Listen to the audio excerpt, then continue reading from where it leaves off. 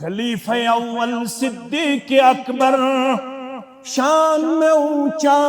صدیق اکبر، وہ ہے ابو بکر سب سے افضل، وہ ہے ابو بکر سب سے بہتر، صدیق اکبر، صدیق اکبر، خلیفہ اول صدیق اکبر۔ جس صدیق کی شان ہے سب سے جدا، ان کی محبت دل میں ہے بسا، صدیق کی شان ہے سب سے جدا،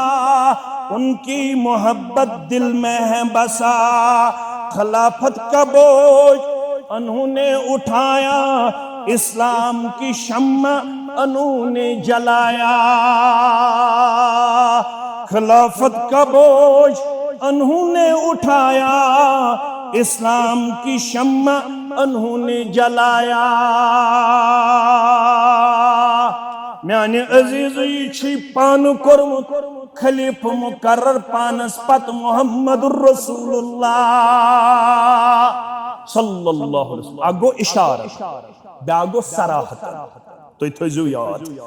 یہ جبیر بن مطعم ساری پڑھو رضی اللہ تعالیٰ عنہ، بخاری کتاب الاعتصام بالکتاب والسنہ، فرماون خاتون آئی در خدمت محمد الرسول اللہ صلی اللہ علیہ وسلم۔ کیا تھا حاجت ہو سمس تیچن ہوئیت حاجت کیا تھا مسو ضرورت آئی پنن ضرورت ہے پندس روحانی مالس جناب محمد رسول اللہ صلی اللہ علیہ وسلم فامرها ان ترجع الیہ، گبر میں ان کس نیر واپس بعد میں آنا، اس وقت مجھے دینے کی سکت نہیں ہے، اس وقت مجھے کوئی مدد کرنے کی سکت نہیں ہے، طاقت نہیں ہے، آپ بیٹی اس وقت واپس جا، بعد میں آنا، بعد میں آپ کا مدد کروں گا۔ گبر میون ونکن نیر واپس منی ام پت بکرائی دوئی ملٹ مدد، یہ خاتون was قولت ارائیت ان جیت ولم اجدکا،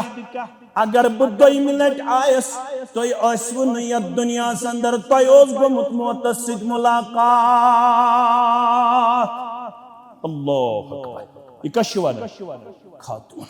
دپنا رأیت ان جئت ولم اجدکا،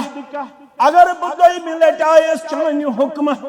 مگر ولم اجدکا میں لبنو توی زند یا رسول اللہ صلی اللہ علیہ وسلم، میں ونیو بکیا کر فرماس ان لم تجدینی فآتی ابا بکر،